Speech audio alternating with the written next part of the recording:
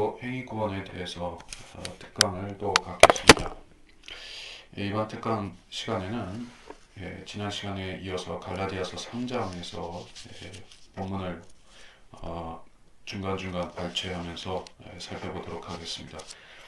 갈라디아서 3장 1절부터 오 어리석은 갈라디아 사람들아, 예수 그리스도께서 너희 가운데서 십자가에 못 박히신 채로 너희 눈 앞에 분명히 제시되었는데 너희가 진리에 순종하지 못하도록 누가 너희를 미혹하느냐. 내가 너희에게서 알고자 하는 것은 오직 이것이니 너희가 율법의 행위로 성령을 받았느냐 아니면 믿음을 들음으로써냐. 자, 예수 그리스도께서 눈앞에 제시되었다. 눈앞에 제시되었습니까? 네. 실제로 예수님을 보고 듣고 예수님의 말씀을 듣고 또 심지어 예수님이 부활하신 몸을 만져보고 그렇게 했던 제자들은 따로 있죠.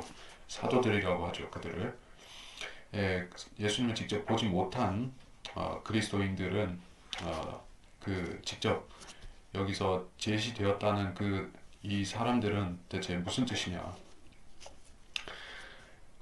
우리의 믿음의 눈으로 사실 보지 않으나 보는 것처럼 믿을 수가 있죠. 우리 눈앞에 제시되었다는 것은 사도 바울의 생생한 그러한 사실적인 표현이라고 말씀할 수 있는 것입니다. 그래서 보고 믿는 믿음이 있고 보지 못하고 믿는 자가 있습니다.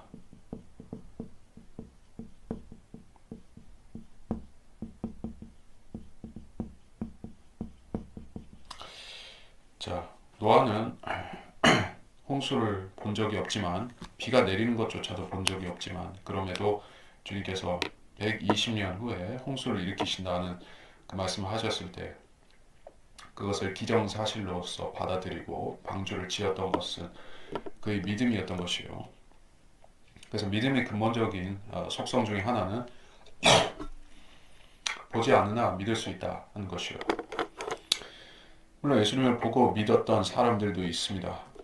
근데 사도들은 언제 성령을 받았느냐? 주님께서 승천하시고 나서 그 오순절이 되었을 때 그때 성령을 받았죠. 주님과 함께 있는 동안에는 아직 구약의 상태에 머물러 있었던 것이에요. 구약적인 믿음이었다는 얘기죠. 그래서 우리의 눈앞에도 그리스도께서 십자가에 못 박히신 채로 제시가 되어 있습니다. 우리가 그러한 모습, 주님의 모습들은 복음서들에서 사복음서에서 우리가 볼 수가 있죠. 거기에 생생하게 우리에게 필요한 모든 주님의 십자가에 못 박히신 모습들이 우리에게 제시가 되어 있기 때문에 우리가 그 성경 본문을 통해서 읽고 믿을 수가 있다는 것이요. 그래서 다시 말해서 갈라디아 사람들에게 대해서 사도 바울이 하는 책망은 이런 것입니다. 이미 복음서를 통해서 이 갈라디아서가 쓰여질 당시에는 이미 마태복음은 확실히 나와 있었을 것이에요. 그리고 다른 요한복음은 아직 안 나왔겠죠. 하여튼간에 주님께서 죽으시고 부활하신 그 기사는 이미 증인들에 의해서 확정되어진 기사이기 때문에 모를 수가 없다는 것이에요. 누구든 그 살아있는 증인들에게 물어보면 알 수 있는 것인데 그래서 고린도전서 15장에서 말씀하셨죠. 15장 5절 6절에 4절에서 6절에 장사되었다가 성령대로 셋째 날에 다시 살아나셔서 게바에게 보이시고 그 후 12사도들에게 보이신 것이라. 그 후에는 500명이 넘는 형제들에게 일시에 보이셨는데 이렇게 말씀하셨어요. 자, 물어봐도 알 수 있는 사실이죠.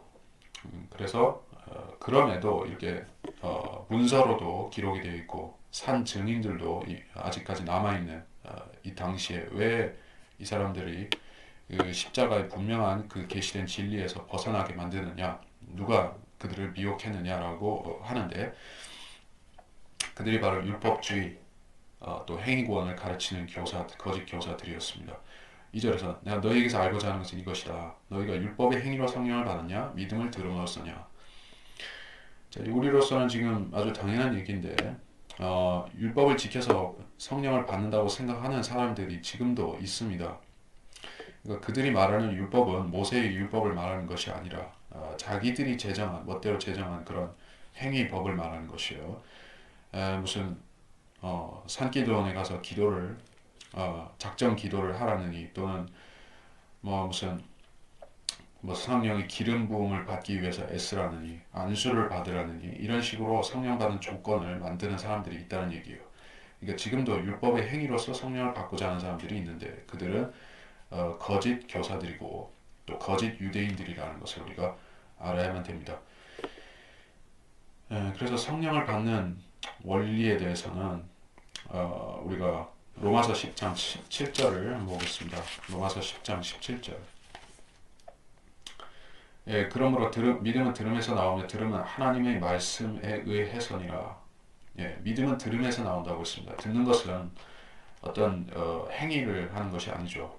듣는 것은 귀를 열어놓기만 하면 되는 것이요. 순종하는 자세로 귀를 열고 듣기만 하면 된다. 그러면 그 사람이 마음으로 믿을 때 예수님이 그 사람의 영적 할례를 시켜서 구원을 받게 하는 것입니다. 그리고 너희가 그렇게 어리석으냐 성령 안에서 시작하였다가 이제는 육체로 온전해지려 하느냐 4절 너희가 그처럼 많은 고통을 헛되이 받았냐 그것이 헛된 것이더냐. 그러니까 누가 고통을 받은 사람들이냐 과거에 아직 십자가 이전이었던 시대의 행위로 의로워지기 행위로 하나님께 의로운 그들의 의를 인정받기 위해서 애썼던 사람들이죠.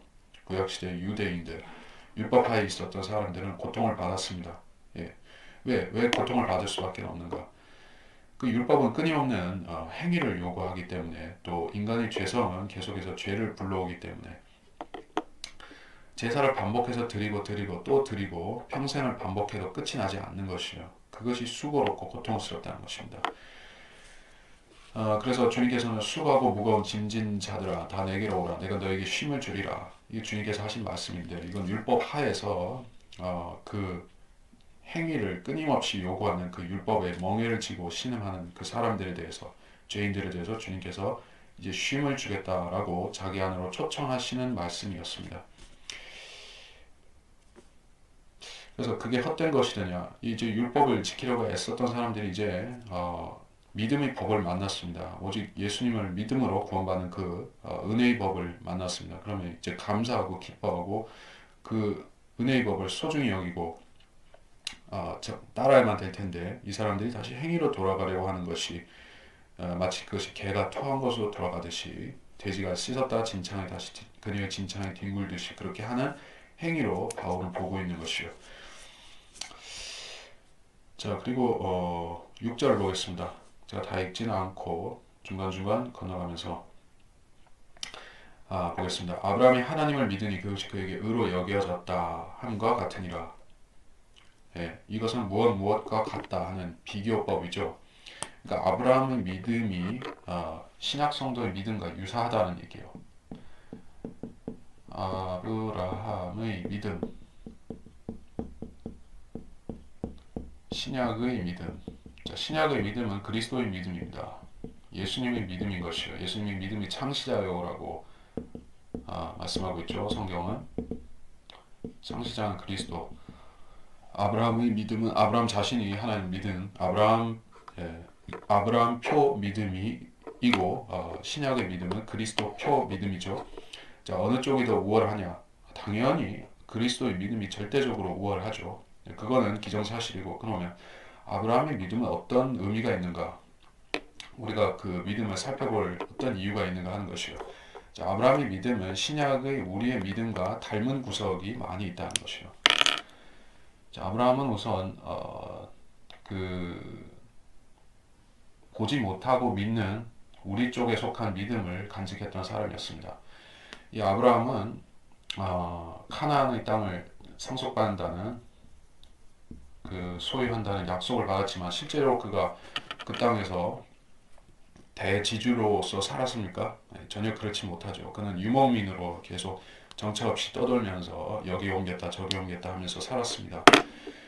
그는 그 카나안 땅 전체를 고사하고 그 일부를 겨우 귀퉁이를 소유하고 살았던 그런 나그네 신세였었습니다. 그런데도 그는 하나님께서 너에게 모래 같은 많은 자손, 하늘의 별 같은 자손을 줘서 이 땅을 넘겨주겠다 하는 주님의 약속을 의심치 않고 믿었던 그러한 믿음의 조상이었던 것이요. 그래서 우리에게 교훈을 주는 것입니다. 신약의 믿음, 그리스도의 믿음도 마찬가지인 것입니다. 그리스도께서도 이 땅에 오셨을 때 주님께서는 초라한 모습으로 오셨습니다. 그럼에도 주님께서는 물론 주님께서는 하나님이긴 하시지만은 인자로 이 땅에 계셨을 때는 주님께서는 사람이셨던 것이요. 그래서 주님께서도 불평하실 수가 있고 의심하실 수도 있고 하나님을 원망하실 수도 있는 그러한 인간이셨던 것이요. 근데 주님께서는 그렇게 안 하셨던 것은 주님께서 자신에게 앞으로 있을 영광을 주님께서 믿음으로 바라보셨기 때문에 주님께서는 인내하고 십자가 이르기까지 참으신 것이고, 물론 거기에는 죄인들에 대한 주님의 사랑도 들어 있습니다만은 주님께서는 자신이 미래에 있을 영광을 확신하셨다 하는 것이요. 그래서 우리 그리스도의 믿음이 우리 안에도 지금 있습니다. 그리고 그 그리스도의 믿음은 아브라함의 믿음과 유사한 것이요. 보지 못하고 믿는 그런 믿음이기 때문에. 그러나 근본 속성 자체는 틀리죠. 아브라함의 믿음은 자기 자신을 의롭게 하는 그것도 퍼펙트하게는 아니고 의롭다고 인정받을 수 있는 정도였습니다. 그리고 하나님께서는 근본적으로 아브라함의 믿음을 완전하게 하기 위해서 신약의 믿음, 즉 그리스도의 믿음이 필요하셨던 것이에요. 그래서 아브라함의 믿음이 퍼펙트하게 되기 위해서는 결국엔 이쪽으로 넘어와서 합쳐져야만 되는 것이요. 그러면 아브라함 자신도 구원을 받는 것이죠.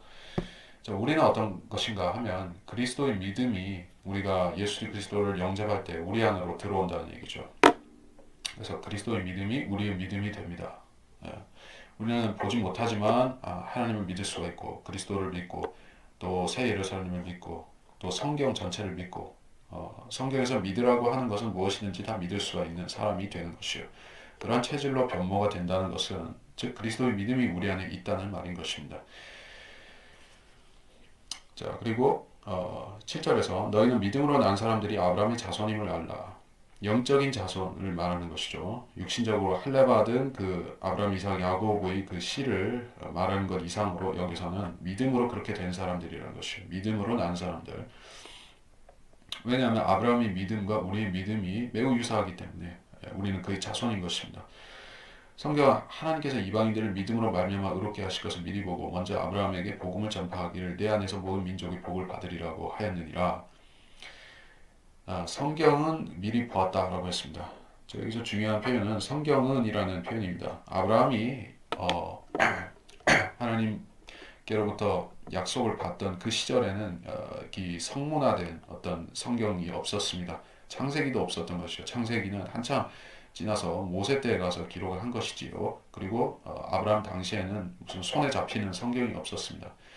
근데 여기서 성경은 이렇게 미리 보았다라고 말씀하는 것은 성경은 시대 불문하고 시대 초월하고 존재하고 역사한다는 그 사실을 말하는 것입니다. 그래서 성경은 하나님이 신격이 들어있는 책이다.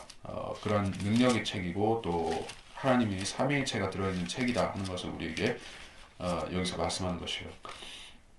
그래서 이방인들을 믿음으로 말미암아 의롭게 하신 걸 미리 보았다라고 했습니다. 자, 이것은 우리한테는 지금 신약 시대에 와서 알려진 진리이지만은 성경은 알고 계셨죠. 또 성경을 기록하신 저자인 하나님께서는 알고 계셨죠. 미리 보았다라고 했습니다. 근데 여기서 아브라함에게 전파한 복음은 우리처럼 예수 그리스도를 믿음으로 구원을 받으리라 하는 그 복음이 아니었습니다. 이것은 내 안에서 모든 민족이 복을 받으리라 라는 것이었어요. 이 복은 물질적이고 가시적인 그런 복도 포함하는 것입니다. 즉 천년왕국에서 이방인들은 이 복을 누리게 될 것입니다. 거기서 그들은 그리스도의 통치 안에서 번성하고 복을 받게 되기 때문에 교회는 지금 거듭난 개별의 성도들은 이 복음을 신약의 은혜의 복음으로 받았죠. 아브라함에게 전파된 그 당시의 복음이 우리한테는 그리스도의 피 뿌림으로 말미암은 신약의 은혜 복음이 되어서 우리한테 전달되었습니다. 그래서 우리는 그분 안에서 지금 영적인 복을 받고 살아가는 것이요. 자, 그래서 10절 율법의 행위로 난 자들은 누구든지 저주 아래 있느니라. 기록되기를 행하도록 율법에 기록된 모든 것을 계속해서 행하지 않는 자는 누구나 저주를 받느니라고 했느니라. 자, 율법은 믿음과 상호 관계가 아니라 상극의 관계가 있다는 것을 말씀하고 있어요. 그럼 대체 율법이란 무엇이냐? 율법 대 믿음. 자, 구약시대 사람들, 특별히 율법시대에 있었던 사람들도 믿음이 제각기 있었습니다.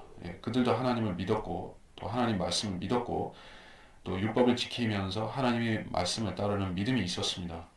근데 왜 율법과 믿음이 서로 왜냐하면 율법의 근본적인 속성은 정죄이기 때문에 그렇습니다. 율법의 기본 속성은 이것을 지키지 않는 자들을 징벌하는, 또 심판, 그 속성이 우선되는 것이요. 율법은 용서가 우선되는 것이 아니라 이것을 어기는 사람들을 징계하는 법인 것입니다. 그래서 율법이 행위로 난 자들이라고 할 때 이것은 구약시대에 할례를 받고 유대인으로서 율법 하에 들어온 사람들은 전부 다 율법을 준수함으로써 그 백성의 일원이 되는 사람들인 것이에요. 그래서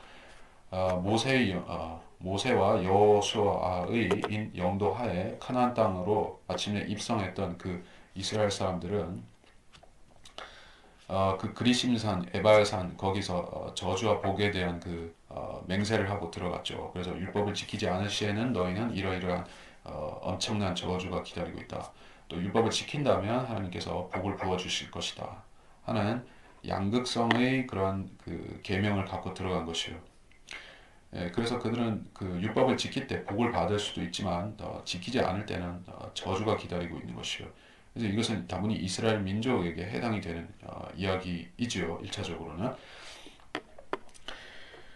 그래서 그것을 계속해서 행하지 않는 자는 저주를 받는다고 했습니다. 계속해서 이게 중요한 것이요. 그는 지속적으로 지켜야 된다는 것이요. 예. 그리고 믿음의 법은 용서이고 사랑이고 어, 단회적 구속입니다. 예수님을 구주로 믿을 때 그 사람은 단회적으로 구원을 받고 거기서 구원 문제가 딱 종결이 된다 하는 의미에서 한 번에 끝나는 것이죠. 예수 그리스도의 십자가의 희생은 단회적 희생으로 우주적인 구속을 완벽하게 이루신 사건인 것이에요. 근데 율법은 어떠한가? 그리스도의 피가 아니기 때문에 짐승의 피로 그 모형으로서 속죄를 하기 때문에 이것은 지속적으로 해야 되는 것입니다. 그래서 이스라엘 민족은 1500년 가까이 그렇게 해야만 됐었고 그 그리스도가 오셨을 때도 그들은 계속해서 율법을 행하면서 그리스도를 믿어야만 했던 것입니다. 이것은 한 개인적으로 말하자면 평생이라는 의미가 되는 것이요. 태어나서 죽을 때, 어린아이 때는 제외하더라도 일단 이성과 양심이 있으면 그때부터 율법을 지킬 의무가 딱 부여가 되고 그때부터는 평생 동안인 것입니다. 죽을 때까지 평생 지켜야 된다는 의무가 따르다닙니다. 만일에 한 82인생을 사는 사람이 79년 동안에 율법 잘 지키고 착하게 살고 모세의 계명대로 잘 따르면서 살다가 마지막 죽기 전에 한 1년 전에 엄청나게 배교해서 그 행위를 정반 180도로 돌려버린다면 그 사람 지옥 갈 수도 있는 그런 체계 아래 살고 있다는 것이죠. 율법이 체계가. 그러니까 이게 얼마나 힘든 과정이고 좁은 문일 수밖에 없는가. 그 당시에 사람들이 얼마나 어떻게 보면 미래가 불투명한 그런 상황에서 구원을 받았었던가 하는 것을 알 수가 있습니다. 또 그런 상황에서 또 끝까지 믿음을 지키면서 또 율법의 행위대로 하면서 살았던 사람들은 대단한 말하자면 인간적으로는 대단한 사람들이라고 할 수 있겠죠. 구약의 의인들은 그런 사람들이었습니다. 그러나 저주를 받는 사람들은 율법의 행위를 지키지 않는 사람들이었던 것이요. 그리고 11절에서 따라서 하나님 앞에서 율법으로 의롭게 되는 사람은 아무도 없다는 것이 분명하니 이는 의인은 믿음으로 말미암아 살리라고 하였습니다. 율법으로 의롭게 되는 사람은 없다. 그래서 의롭게 된다는 것은 진짜로 그 예수님처럼 의인이 된다는 의미에서 의롭게 된다는 것이요. 아브라함은 의로 여겨졌습니다. 6절에서 그에게 의로 여겨졌습니다. 근데 진짜로 의로워지려면은 그리스도가 우리 안에 계시든지 들어오셔서 우리 죄를 없이 하셔야지 그게 진짜 의로워지는 것이죠. 근데 율법은 그렇게 할 수가 없습니다. 율법은 정죄하는 범이고 죄를 판단하는 범이기 때문에 그 사람의 잘못은 지적할 수 있어도 그 사람을 의롭다고 인정해 줄 수 있는 것은 아니에요. 아니, 의롭게 만들어 줄 수 있는 것은 아닙니다. 의인은 믿음으로 말미암아 살리라고 했습니다. 자, 의인은 믿음으로 말미암아 산다. 이 말씀이 사실은 하박국 2장 4절에서 나온 말씀으로서 이것은 그 본문에서는 자기 믿음으로 살리라 말미암아 산다 이렇게 되어 있는 말씀입니다. 잠깐 하박국 2장 4절을 가서 보겠습니다.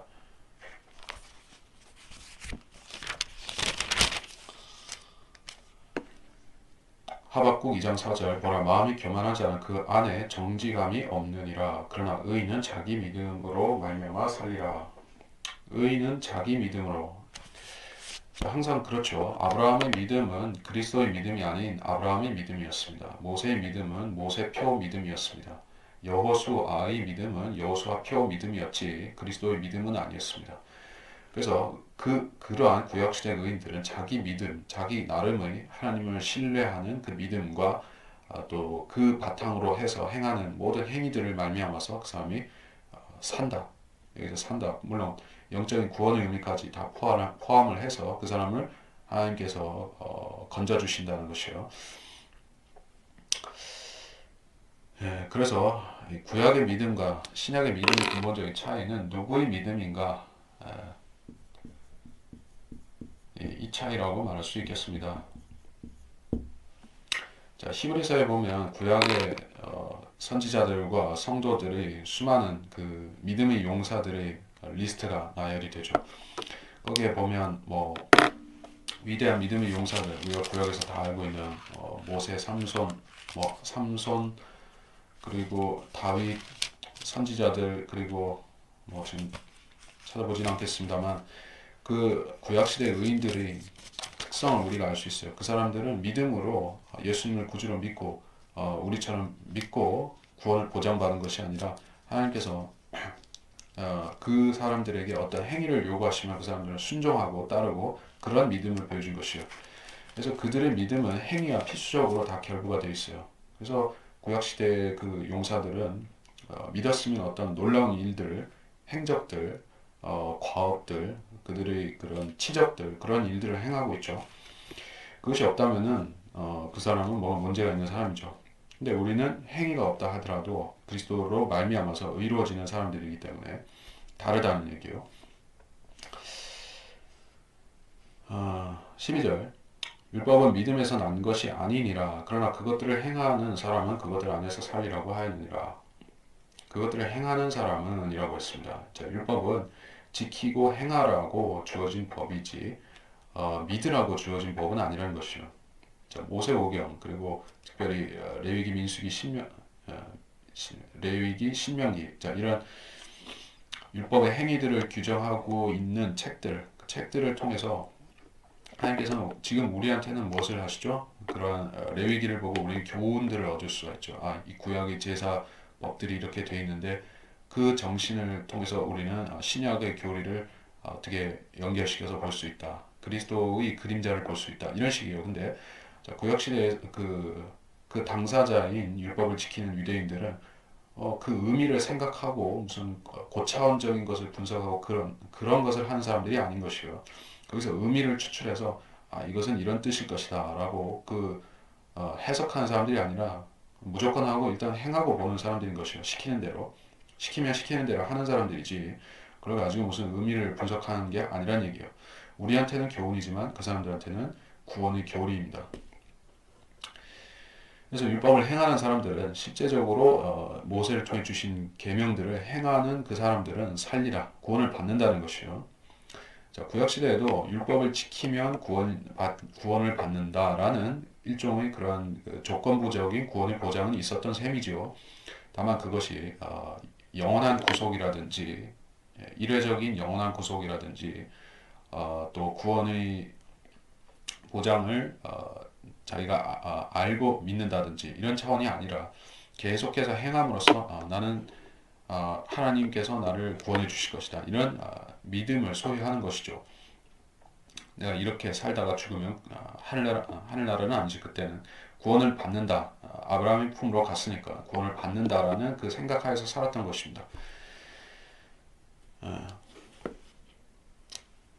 13절에 그리스도께서 우리를 위해 저주가 되셔서 율법의 저주로부터 우리를 구속하셨으니 기록되기를 나무에 매달린 자는 누구나 저주받은 자라 하였도다. 예, 그리스도께서 어린 양, 즉 율법의 속죄 제물로 되셨죠. 그리고 그 제물은 인간의 죄, 저주를 담당하는 그런 희생 제물인 것이요. 그래서 주님께서 인간 희생 제물이 되심으로써 우리에게 하신 일은 영원하신 하나님의 피가 흘려짐으로 말미암아서 짐승의 피로는 수천만 번 흘려져도 안 되는 그 죄의 속죄를 완전한 속죄를 주님께서 이루어 버리신 것입니다. 예, 그것이 바로 율법의 저주로부터 우리를 구속하셨다는 말씀인 것이에요.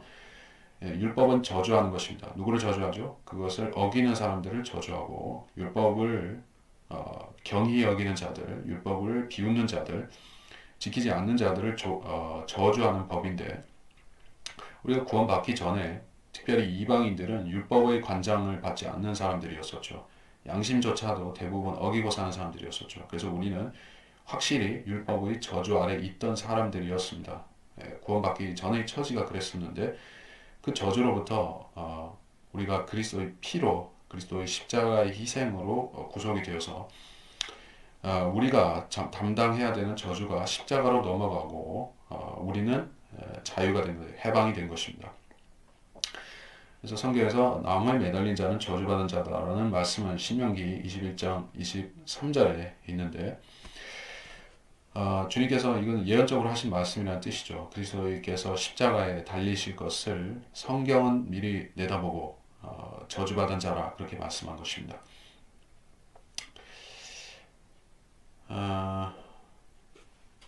자 그리고 쭉쭉쭉 지금 제가 다 읽을 것은 아니고 17절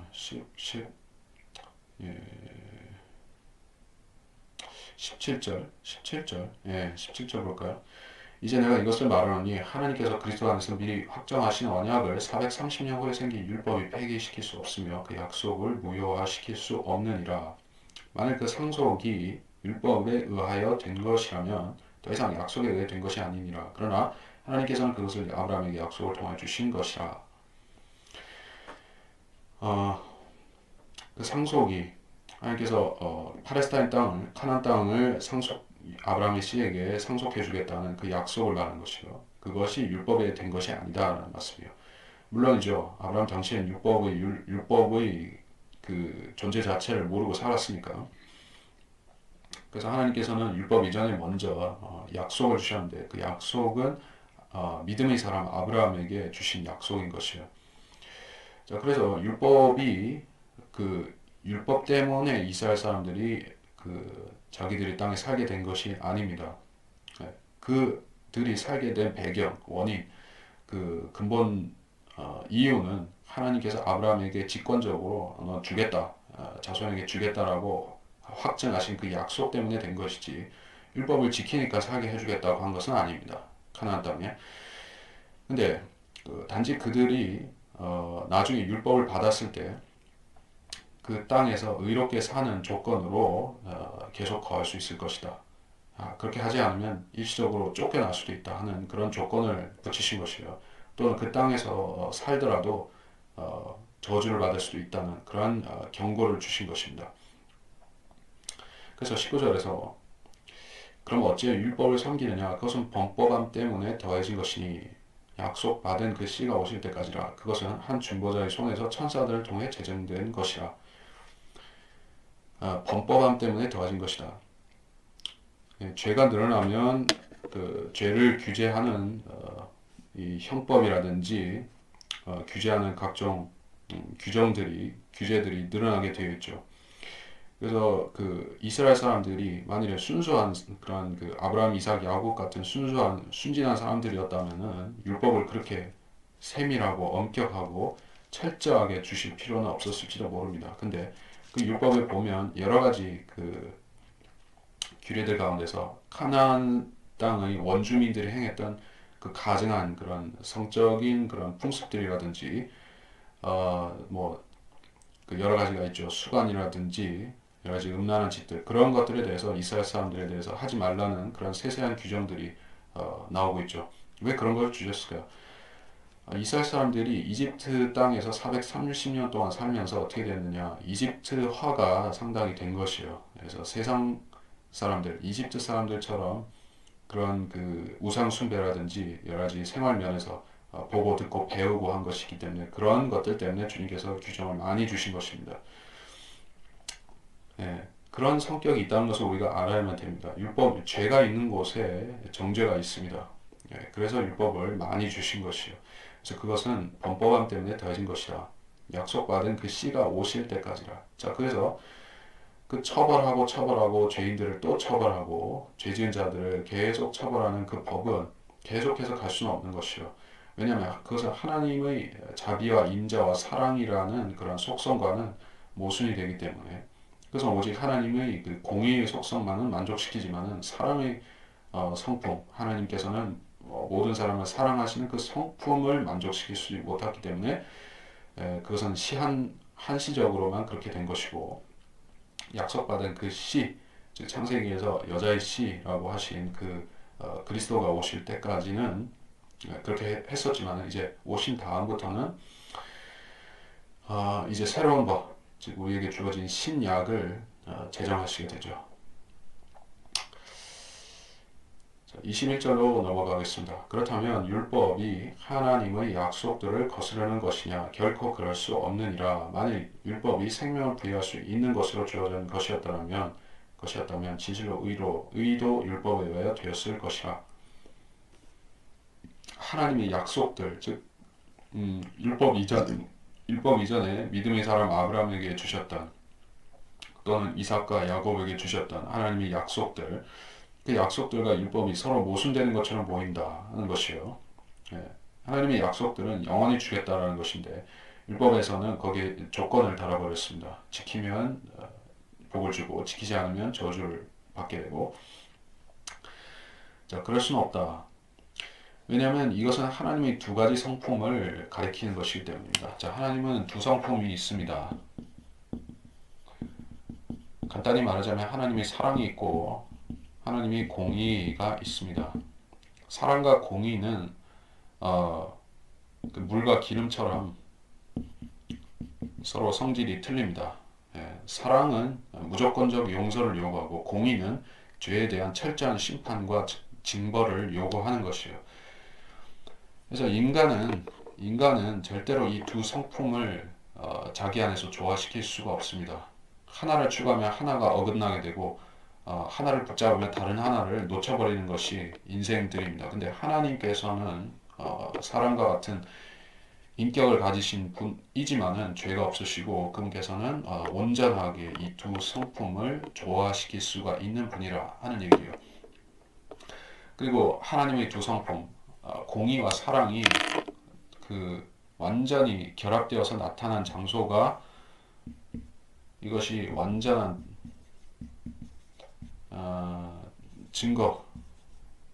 증거로 나타난 것이 갈보리라는 사실입니다. 갈보리에서 하나님께서는 죄를 완전하고 최종적이고 철저하게 심판하고 거기서 종결 지으신 것이요. 그리고 그 공의의 심판은 동시에 하나님께서 이 세상 죄인들을 사랑하시는 지극한 사랑의 표현이기도 했었던 것입니다. 그 십자가는 두 가지를 다 품고 있습니다. 하나님의 사랑, 하나님의 공의. 자, 그래서 이걸 돌려 말하자면은 아브라함, 이삭, 야곱에게 주셨던 그 사랑의 약속들, 그들에 대한 사랑의 약속들과 율법을 통해서 부여된 공의의 법칙은 서로 모순되는 것이 아니라는 것이에요. 율법은 근데 생명을 줄 수 있는 것은 아니다는 것이에요. 하나님의 공의는 죄인에 대한 심판을 요구하고 심판은 죄에 대한 궁극적인 심판은 죽음인 것입니다. 그리고 하나님의 사랑은 죄인을 살려주는 것이에요. 이거는 부활인 것입니다. 공의가 완벽하게 이루어진 후에 하나님의 사랑이 나타나는 것이에요. 네, 그래서 십자가에서 완벽하게 죄를 심판하신 후에 하나님의 사랑이 나타나서 그리스도께서 부활하시고 또 그 부활로 말미암아서 우리도 살게 하신 것입니다. 순서는 그렇습니다. 공의가 있고 그 다음에 사랑입니다. 그래서 율법은 생명을 부여할 수 있는 것이 아니다는 것이에요. 율법은 오히려 죽이는 것입니다. 그리고 사람을 정죄 아래 두고 죽이는 것이요. 22절 그러나 성경은 모든 것이 죄 아래 있다고 단정하였으니 이는 예수 그리스도를 믿음으로 말미암아 약속을 믿는 사람들에게 주려는 것이라. 모든 것이 죄 아래 있다는 말은 다시 말해서 모든 것이 율법 아래 있다는 말과 같습니다. 자, 율법은 그 성문적인 그 율법, 십계명과 모세를 통해서 받은 모세오경의 계명 율법들, 그것들을 직접적으로 받은 유대인들에게만 적용되는 것이 아니라 그 율법에 있는 내용들은 그 자연법, 이방인들이 지키는 자기들 나름의 자연법 안에도 다 들어가 있습니다. 예. 그리고 그 말은 이방인들도 그 율법으로 말미암은 정죄 아래 있다는 것을 말하는 것이에요.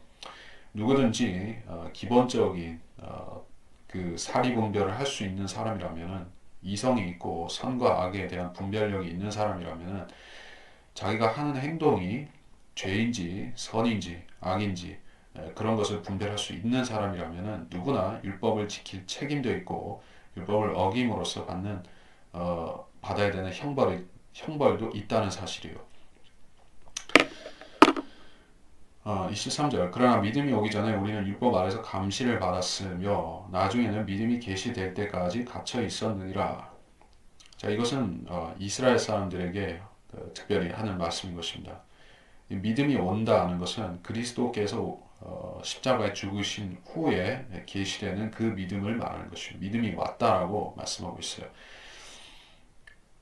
나중에 믿음이 계시될 때까지 갇혀 있었느니라. 율법 아래서는 감시를 받았습니다. 네. 그러니까 율법은 감시자이고 교도관이고 사람을 잘못하면 채찍질을 하고 잘하면 상을 줄 수도 있는 것이지만은 영원한 생명은 줄 수가 없는 것이었습니다. 24절 그리하여 율법이 우리를 그리스도께로 인도하는 지도교사가 되었으니 이는 우리를 믿음으로 의롭게 하려 함이라. 지도교사. 자, 여기서는 좀 긍정적으로 말씀했습니다. 지도교사는 어떤 목적으로 있는 사람입니까? 예. 스스로 알아서 공부 잘하는 학생한테는 지도교사가 없어도 될 법하죠. 물론 바울이나 그 시대 당시에 지도교사라는 것은 주로 그 수재들, 영재들이 더 이게 탁월한 지도교사를 붙여서 이제 어떤 철학가나 웅변가나 이러한 큰 인물을 길러낼 때 그렇게 붙여주는 개인 교사들을 말하는 것이요. 이때 당시에는 무슨 공립학교 시스템이라는 뭐 그런 것이 따로 있지는 않았습니다. 그래서 다 공부 잘하는 사람들은 형편이 안 되면은 독학이라도 해야 되고 또 귀족이나 부자의 자제라고 하면은 이렇게 지도교사를 붙여서 공부를 하곤 했었죠. 자, 그래서 지도교사라는 것은 뭐 좋은 의미입니다. 근데 그리스도께로 인도한다는 의미에서 지도교사라는 것이요. 만일에 그리스도께 인도하는 것이 아니라면은 바리새인들이나 사두개인들 혹은 율법사들처럼 그들이 율법을 통달한 사람들로서 오히려 그리스도를 배척하는 사람들이라고 하면은 율법은 지도교사가 아니라 방해물이 되어버린 것이죠. 사실은 율법이 바리새인들이나 그런 사람들을 방해한 것이 아니라 그들 자신이 그리스도를 받아들이지 않은 것이긴 하지만 어쨌든 율법을 핑계 삼아서 그리스도를 대적했다고 하면 그것은 지도교사가 아니라 율법이 자기를 지옥에 보내는 그런 정죄자가 된 셈입니다. 왜냐하면 그 사람들이 율법을 지키지 않았기 때문에 그리스도를 결국 대적하는 것이에요. 그래서 율법을 지키는 사람들, 율법을 순종하고 따르는 그러한 사람들은 그리스도께로 나오게 돼 있더라 하는 것이요. 자, 그리스도 초림 당시에 그렇습니다. 예, 율법을 지킨다면 아, 그리스도께로 온다. 예, 그런 것이요. 그러면 여러분은 조금 의문스러울 수도 있습니다. 율법을 지키는 사람들이 그리스도를 더 영접하기가 쉽다, 더 조건이 좋다 그런 뜻이라면은 지금 유대인들은 어떻게 된 것인가? 유대인들 가운데서 특별히 율법을 아주 극단적, 그러니까 철두철미하게 지키려는 사람들이 이게 오소독스 유대인들이 있죠. 근본주의 오소독스 유대인들 그 뭐 검은색 검정 모자 쓰고 검은색 옷 입고 양복 입고 그래 턱수염 기르고 다니고 하는 그 율법사 같이 생긴 유대인들 있죠. 이스라엘 땅에 살고 또 뭐 유대인 공동체에는 항상 들어있는 사람들이죠. 근데 그런 사람들은 다 그리스도를 철저하게 배척하는 사람들인 것이요. 바리새인들만큼이나 그들은 완악한 것입니다. 거기서 우리가 알 수 있는 것은 그 사람들은 율법을 지키는 사람들이 아니라 율법을 짓밟는 그런 행악자들이라는 것을 알아야 된다는 것이요. 자기가 율법을 지키는 사람이라고 자부하려면 그 사람은 먼저 그리스도를 믿어야만 됩니다. 믿음으로 의롭게 되어야지만 율법도 지킬 수가 있는 것이요. 지키고 안 지키고는 그 다음이 문제고 일단 의로워져야 되는데 그리스도로 말미암은 그 의를 거부했다면 그 사람이 지키는 율법은 하등 가치가 없는 것이요. 25절 믿음이 온 이후로 우리는 더 이상 지도교사 아래 있지 아니하도다. 자, 지도교사의 역할은 그리스도를 믿을 때까지라는 사실입니다. 사도 바울은 자기가 수학했던 과거의 그 학문들 그 당대 최고의 율법사였던 가말리엘 대학자 밑에서 사도 바울은 학문을 했습니다. 지금으로 따지면은 석사를 넘어서 박사급으로 그렇게 공부를 많이 한 사람이 사도 바울이었습니다. 근데 그가 그리스도를 영접하고 보니 그제까지 그가 배워왔던 모든 학문들은 무엇이었느냐? 배설물에 지나지 않았다. 찾아볼까요?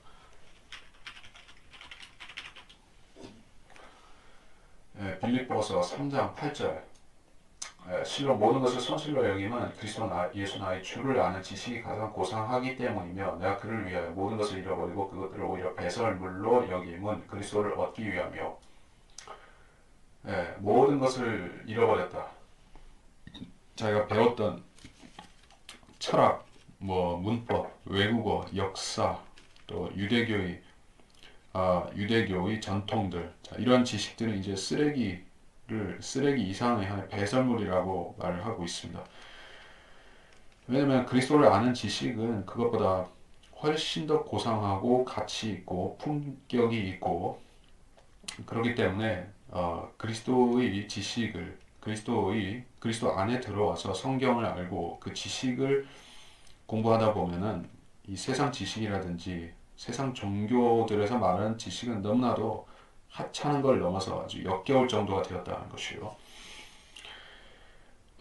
물론 율법은 선하고 의롭고 그것은 그 하나님의 공의의 성품 자체인 것이요. 하지만 우리는 그 십자가를 통과했을 때 그리스도의 십자가를 통과했을 때 하나님의 두 성품을 완전히 조화시킨 그 새로운 계명을 받은 것이요. 그것이 십자가의 죄 용서, 십자가의 심판이죠.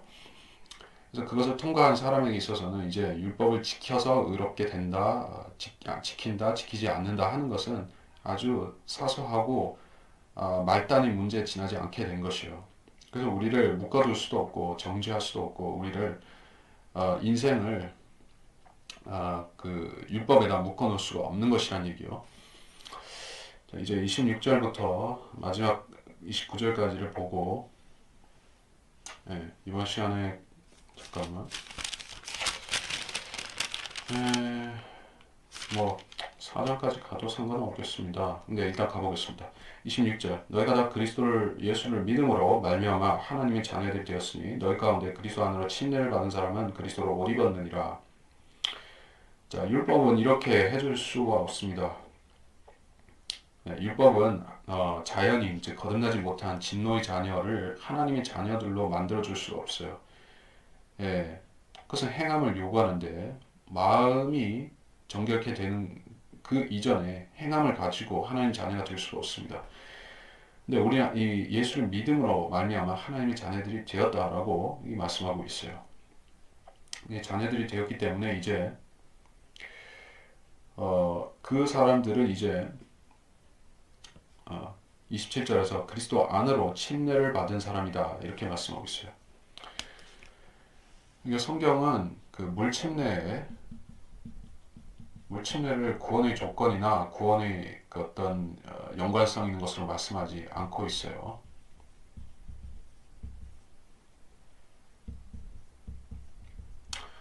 자, 그 은사주의자들, 순복음 이쪽의 사람들은 그 사람들은 주로 무슨 얘기를 합니까?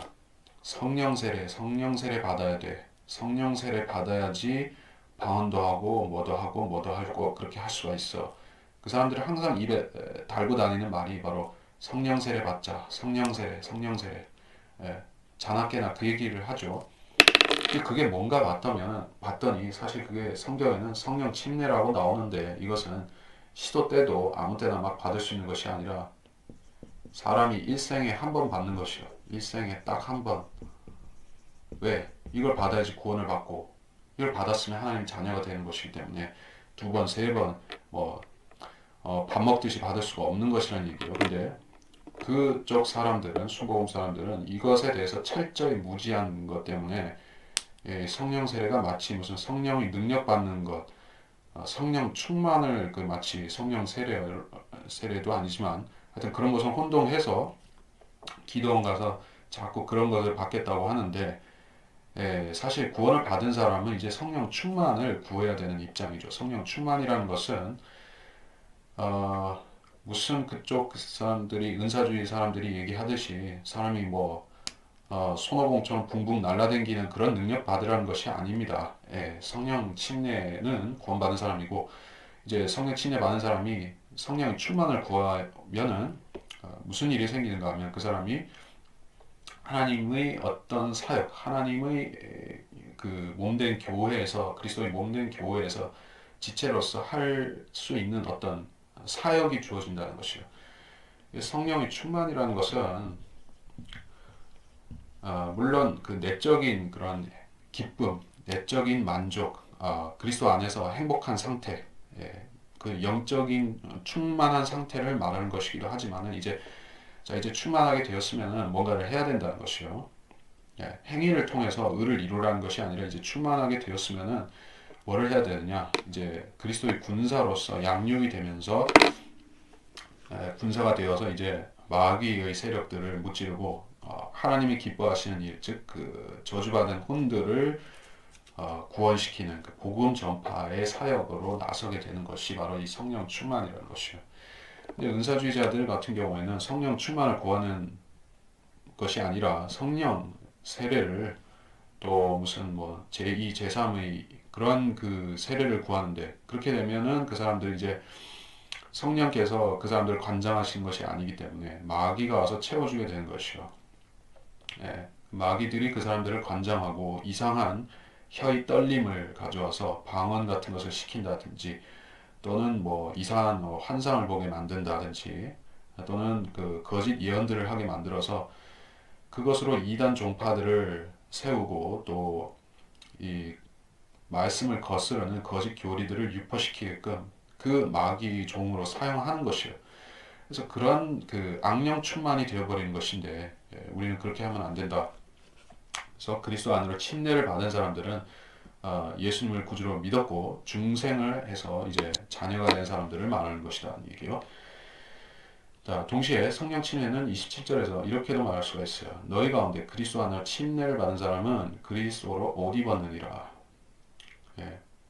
옷 입었다라고도 표현을 했는데 다시 말해서 그리스도께서 우리 안에 들어오셨고 우리도 그리스도 안에 들어와 있고 그러한 그 이중적인 의미가 있는 것이요. 우리가 그리스도 안에 들어왔고 그리스도도 우리 안에 들어왔고 자 그러니까 이거는 영적인 원리라는 얘기예요. 주님께서 요한복음에서 그 마지막으로 그런 말씀을 하셨죠. 잠깐 찾아보겠습니다.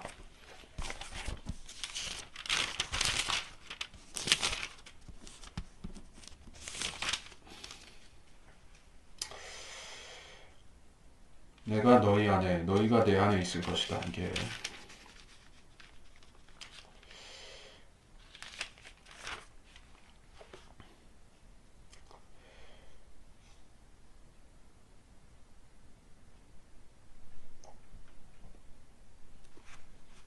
어, 21절? 요한복음 17장 21절. 이는 그들 모두가 하나 되게 함이오니 아버지시여 아버지께서 내 안에 계시고 내가 아버지 안에 있는 것 같이 그들도 우리 안에서 하나가 되게 하여서 세상으로 하여금 아버지께서 나를 보내신 것을 믿게 하옵소서. 이 사람들은 아직 영적으로 할례 받은 것이 아니죠. 그러나 이제 그 성령 안에 있는 사람들은, 그리스도 안에 있는 사람들은 이제 그 그리스도께서 그 사람 안에 영으로 들어와 계시고 또 그 사람들이 이제 영이 어디로 가 있죠? 셋째 하늘에 올라가서 앉혀져 있죠. 예, 서로 이게 주고받고 하는 부분이 있어요. 성령께서는 들어오시고 우리 영은 가서 앉혀져 있고, 예, 그렇기 때문에 서로 안에 있다라고 말씀할 수가 있는 것입니다. 그래서 옷 입었다라고 말하는 것은 또 행위면을 가리키는 것이다 이런 뜻이죠. 그리스도로 옷 입다.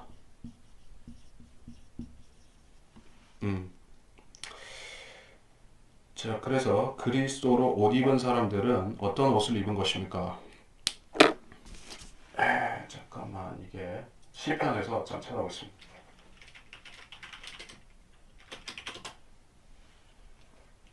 시편 45편 13절. 왕의 딸이 안에서 온갖 영화를 누리나니 그녀의 옷은 금으로 짰도다.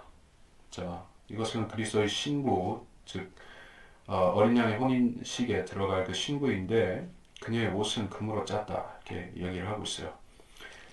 근데 계시록에서는 신부는 흰 옷을 입고 그 흰 옷이 예복인데 그리고 금으로 짠 옷은 무슨 옷이냐? 그 사람이 그리스도를 믿었을 때 입게 되는 옷이 바로 그리스도로 옷 입었다는 그 의미가 바로 금으로 짠 그 옷이다 이렇게 말씀한 것이에요. 그래서 구원받은 사람은 누구나 그렇다는 얘기이기도 합니다. 그리스도 안으로 침례를 받았다면 우리가 내적으로 우리 안에 성령이 계신 것뿐만이 아니라 우리 자신이 그 혼이 그리스도로 옷 입은 상태가 된 것이에요. 그래서 혼의 구원의 보장이 있죠. 구원의 보장. 어떤 그 행위로 말미암아서 더 이상 정죄받는다, 떨어져 나간다, 지옥에 간다. 그렇지 않은 이제 구원의 보장이 생겼다는 것이 바로 옷 입은 것과 같습니다. 이 구원의 보장이 없게 되면 그 사람은 벌거벗은 사람처럼 정죄를 받을 수가 있는 것이요. 계시록 3장 18절. 내가 너에게 권고하노니 내게서 불로 단련된 금을 사서 부요하게 되고 흰 옷을 사서 입음으로 너의 벌거벗은 수치를 드러나지 않게 하며 또 안역을 내 눈에 발라보게 하라. 자, 근데 이것은 라오디케아인들의 교회의 천사에게 하신 말씀인데 지금 이 시대의 사람들도 물론 영적으로는 이럴 수가 있습니다. 근데 그리스도인들 개개인, 즉 거듭난 사람들 개개인에게 있어서는 벌거벗었다는 말을 여기 쓴 것이 아닙니다. 그래서 벌거벗었다는 것은 영적으로 이 시대가 교회가 그런 비참하고 가련하고 헐벗었다는 뜻으로 말씀한 것이죠. 예, 사실 그렇습니다. 뭐 정통교회든 보수교회든 근본주의 교회든 다 이게 바른 하나님의 말씀을 저버리고 이제 세상과 또 타협하고 교리들도 일정 부분 타협을 하고 그렇게 된 것이죠. 네, 그런 뜻에서 말씀한 것이고 개개인이 구원받은 사람은 그리스도 안에서는 그리스도로 옷 입은 사람들로서 있는 것이라. 그래서 18절에서 좀 얘기했듯이 불로 단련된 금을 사라 이렇게 뭐 금을 얘기하는 걸 보면 참 의미심장한 부분이 있죠. 근데 우리는 이미 금을 몸에다 이렇게 두르고 있는 사람들처럼 주님 앞에 있는 것이요. 그래서 우리는 이제 구원의 보장이 있는 사람들이다. 지성소 안에 들어가 있는 사람들이다 하는 뜻이에요. 지성소 안에 뭐가 있습니까? 거기 그룹을 세워놨고 그 언약궤가 있고, 어, 그러니까 한마디로 성막 안에는 금으로 이렇게 그 도배를 해놨는데 지성소도 마찬가지예요. 우리가 그 안에서 그 지성소에 들어있는 그런 거룩한 물건들처럼 우리는 여겨지는 사람들이고, 예, 28절 유대인이나 헬라인도 없고 종이나 자유인도 없으며 남자와 여자도 없으니 이는 모두가 그리스도 예수 너희 모두가 그리스도 예수 안에서 하나이기 때문이라. 유대인이나 헬라인도 없다. 종이나 자유인도 없다. 인종, 나이, 성별, 문화, 언어 전혀 상관이 없다. 혈통적인 것은 무관하다. 이렇게 말씀하셨어요. 그렇다면 그렇게 되기 전에 즉 그 주님께서 십자가에서 다 이루시기 그 전에는 그런 차별들과 차이들이 다 있었다는 얘기죠. 있었어요. 실제적으로 유대인에 속한 사람들, 속하지 않은 사람들, 지켜야 되는 법이 틀렸고 또 하나님께 나올 수 있는 방법도 틀렸고, 그때는 율법을 지키지 않으면 그 사람은 유대인의 자체로부터 끊어지게 돼 있었고, 자, 법이 다 있었습니다. 근데 지금은 그러한 세세한 법들이 다 사라졌어요. 유대인이나 헬라인이 없습니다. 그러니까 유대인이라고 해서 더 특별히 존중받거나 유대인이라고 해서 하나님 앞에서 특수 신분을 주장할 수 없다 하는 것이요. 특수 신분 아닙니다. 자, 이렇게 얘기하면 유대인들은 또 화를 내는 것이요. 유대인들은 자기들의 그 유일한 자부심이 선택된 민족이다, 선민이다 하는 것이 그 사람들이 이제 디아스포라 흩어져서 사는 그 기간 동안에도 그 사람들이 자부심으로 있었습니다. 그래서 우리는 선택받은 사람들이야. 우리는 대단한 사람들이야. 그런 자부심을 가지고 악으로 깡으로 그들은 디아스포라를 버티고 살았던 것이요. 그래서 그러한 말하자면은 누룩들 또는 육신의 쓴 뿌리들 그런 것들이 지금 유대인들도 다 갖고 살고 있어요. 특히 정통 유대인들은 말할 것도 없죠. 그 사람들은 아주 자부심으로 똘똘 뭉친 사람들이기 때문에 그 사람들한테는 바늘로 찔러도 한 방울 피도 안 나올 정도로 복음을 완강하게 거부한 사람들이 바로 그들입니다. 근데 성경은 그 사람들을 아주 깔아뭉개는 말씀을 한 셈이에요. 유대인이나 헬라인도 없다라고 했기 때문에. 저는 그 소위 메시아닉 랍비들 또 메시아닉 유대인들 그런 사람들이 이런 신약 성경 특히 갈라디아서 이런 말씀들을 그 사람들이 어떻게 받아들이는지 참 궁금한 게 있습니다. 저는 일부 무슨 인터넷의 어떤 채널에서 그런 그 메시아닉 그 랍비들이 즉 예수 믿었다고 자처하는 그러한 랍비들이 설교하고 뭐 강연하고 강의하고 그런 거를 일부 들었는데 그 사람들은 제가 딱 봤을 때는 신구약에 대해서 엄밀한 그런 구별 짓는 것, 신약의 그러한 엄청난 변화 이런 것에 대해서 그 사람들은 별로 신경을 안 쓰는 것 같습니다. 구약을 그냥 구약을 조금 뚝딱뚝딱 좀 고쳐가지고 신약 나온 것으로 생각하는 정도의 인식이라고 보여져요. 물론 그 사람들이 개인적으로 예수를 확실히 믿고 구원을 받았다면 참 다행은 다행인데 얘기하는 것을 보면 좀 티미하게 얘기를 한다는 얘기예요. 유대인이나 헬라인이 없다고 했는데 그 사람도 여전히 유대인이 특수 신분이고 유대인이 이 구원의 우선권이 있고 그런 식으로 이렇게 착각을 한다는 얘기예요. 그 일종의 2000년 동안 2000년 가까운 시간 동안 그 은혜의 복음을 빼앗기고 도에 스스로 거기서 멀어져서 살았던 사람들의 일종의 자격지심 같은 것이랄까. 이제는 복음을 우리 것으로 찾아와야 된다는 식의 하나의 이기주의적인 생각도 보이고, 그런 것들 때문에 성경을 올바로 해석을 못하고 여전히 이방인은 유대인보다 낮은 지위라는 그런 인식을 갖고서 성경을 해석하는 것을 보게 되었습니다. 근데 성경은 그렇게 말씀하지 않아요. 유대인 개인의 어떤 유대인들은 이제는 그냥 일반적인 죄인에 불과합니다. 예수 그리스도를 영접하지 않았다고 하면 랍비라 할지라도 살인자나 강도와 다를 바 없습니다. 그 사람은 확실히 지옥 가는 사람인 것이에요. 근데 유대인들한테 그런 개념을 딱 제시를 하면 아주 거부감을 나타내겠죠. 그래도 우리가 율법 지키고 열심히 하려고 하고 성경을 믿으려고 하고 살았던 사람들인데 우리를 그렇게 막 하면 어떻게 하느냐 이렇게 그 사람들은 생각하지만 성경은 그러한 쓰레기 같은 자부심은 다 내려놓으라고 말씀한 것이요. 바로 사도 바울이 그 모델이 되는 사람이죠. 그는 자기의 그 유대교 지식들, 자기가 유대교 하에서 배웠던 모든 것들을 배설물처럼 던져버린 사람이 그입니다. 근데 그 바울이 요구하는 수준만큼 오지를 못하는 것이 자금의 그 소위 그 메시아닉 유대인들이 그런 상황에 있는 것 같습니다. 자기 안의 쓴뿌리, 자기 안의 육신적인 부분들을 내려놓지를 못하고 그리스도도 섬기고 율법도 섬기고 종교도 믿고 예수도 믿고 그렇게 하려는 모습을 많이 나타내고 있습니다. 근데 그렇게 하면은 그리스도께서 그 사람들로부터 영광을 받으실 수가 없다는 얘기예요. 자, 종이나 자유인도 없으며, 자, 없다고 한 것은 실체를 부정한 것이 아닙니다. 이제 그 사람이 하나님께 의인으로 인정받는 조건에 있어서는 종이나 자유인이나 차등이 없다는 뜻이에요. 이 세상 법 질서 아래서는 종도 있고 자유인도 있게 마련입니다. 물론 그 당시의 버전으로 말하자면은 노예와 주인이 있는 것인데 지금은 뭐 공식적으로 해서 어떤 노예가 있는 것은 아니지만 뭐 말하자면 고용인과 피고용인도 있다 이렇게 해설을 할 수도 있겠죠. 그러니까 예수 믿었다고 해서 사장과 종업원이 야자 관계가 되어 야자를 타야 된다 이런 식이 아니라는 것이에요. 그게 뭐냐면은 그 칼 마르크스가 발명한 공산주의죠. 아니 뭐 그 사람들은 이렇게 주장을 하죠. 자 이제 성경은 이렇게 말씀하고 있지 않느냐. 뭐 종이나 자유인이나 차별이 없다고 하니까는 어 이제 성경대로 하려면 이제 그 주인과 종, 고용인과 피고인과의 사이에 이게 야자를 타야 된다는 게 그 사람들의 생각이죠. 그런 뜻은 아닙니다. 질서를 무너뜨리라는 얘기가 아니에요.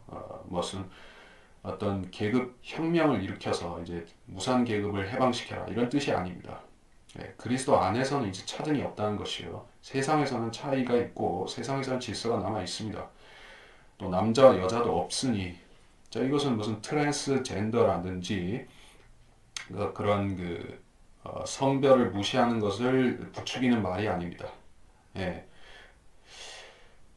그리스도 예수 안에서 하나라고 한 것이요. 남자 여자도 없으니라는 것은 그리스도 예수 안에서 즉 그 거듭난 사람들의 교제권에서는 그렇다는 것입니다. 그리스도인의 교제권에서는 어, 형제와 자매의 권리를 차별하는 것이 없다는 얘기예요. 물론 사역에 있어서는 차이를 둡니다. 자매는 형제들을 다 큰 형제들을 공식적으로 가르치는 그러한 뭐 설교라든지 성경을 다 큰 남자 형제들에게 가르치는 식으로는 할 수 없는 것이죠. 그 사도 바울이 확실하게 신약 교회의 법으로 준 것이고 자, 그런 것을 제외하고 성경을 개별적으로 공부를 한다든지 뭐 개별적으로 깨달은 것을 교제하고 나눈다든지 이런 것은 차별이 없다는 얘기예요. 그래서 진정한 남녀 차별이 없는 그러한 이 지상의 거의 유일한 집단이라고 생각하는 것이 바로 성경대로 믿는 지역 교회라는 생각입니다. 저는 이 세상에서는 아무리 소위 미국의 리버럴들이 페미니스트들, 리버럴 좌파 이런 사람들이 남녀 차별을 철폐하자고 부르짖고 뭐 여성 해방을 외치고 그런다 할지라도 그런 자들의 집단들 안에서는 보면 오히려 더 심각한 남녀 차별이 자행되고 있는 것이요. 한국의 여성 해방을 부르짖는 자들은 대부분이 사회주의 좌파 운동권에서 그렇게 목소리를 높이고 있죠. 한국의 여성 운동 단체들도 다 좌파 공산 단체들에서 많이 개입을 해서 목소리를 내고 있습니다. 근데 그런 사람들 보면 오히려 사고 방식을 보면 그 사람들이 오히려 더 차별적인 것이 많습니다. 예, 남자의 역할, 여자의 역할, 더 그 사람들이 더 고리타분하게 따지는 것을 볼 수가 있어요. 그리고 원래 세상 사람들이 그 그 세상 사람들이 성경적인 종교가 아닌 이 세상 종교들에서 보게 되면 특히 모슬렘이라든지 이슬람이라든지 힌두교 같은 데서 보면 남녀 차별을 아주 끔찍하게 할 정도로 말도 못하게 하죠. 그래서 뭐 남자는 거의 신이고 여자는 거의 그 가축처럼 대우하는 것이 저 힌두교에서 하는 짓이죠. 근데 그리스도 안에서는 남자 여자가 차별이 없다라고 얘기한 것이 얼마나 대단하고 획기적이고 놀라운 발상인지 알 수가 없습니다. 이건 인간의 발상으로서 나올 수가 없는 얘기인 것이요.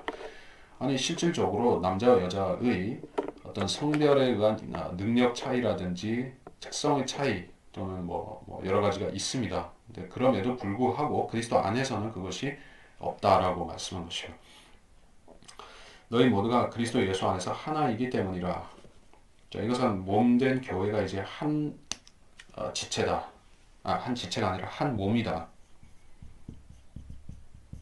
한 몸된 교회다. 이렇게 말씀한 것이요. 이것을 다른 말로 그 우주적인 교회라고도 얘기를 하죠. 계시록에서 그리스도의 혼인식에 들어가는 그 어린 양의 아내가 누구입니까? 이 신약 교회인 그 한 순결한 신부가 등장하죠. 계시록 19장 7절 8절 기뻐하고 즐거워하며 그분께 존귀를 돌리세 이는 어린 양의 혼인식이 다가왔고 그의 아내도 자신을 예비하였습니다. 자, 이 아내는 하나입니다. 그래서 우리는 그리스도 예수 안에서 하나라고 성경이 말씀한 대로 그런 것이에요. 자, 오늘은 29절까지 하고 마치는 걸로 하려 합니다. 시간은 더 있고 다음 시간에 4장, 5장, 6장 이렇게 시간을 갖고 보는 게 맞겠습니다. 자, 29절은 뭐 특별히 설명할 건 없습니다. 너희가 그리스도의 것이면 아브라함의 씨요, 영적인 씨요, 약속에 따른 상속자들이다. 영적인 상속자들이다. 얘기요. 자, 아브라함에게는 하나님께서 하늘의 별들처럼 많이 씨를 주시겠다고 하셨는데 이게 그 교회들에 대한 그 하늘의 별들처럼 되는 성도들을 말씀한 것이요. 그래서 이번 시간은 여기까지 보고 마치겠습니다.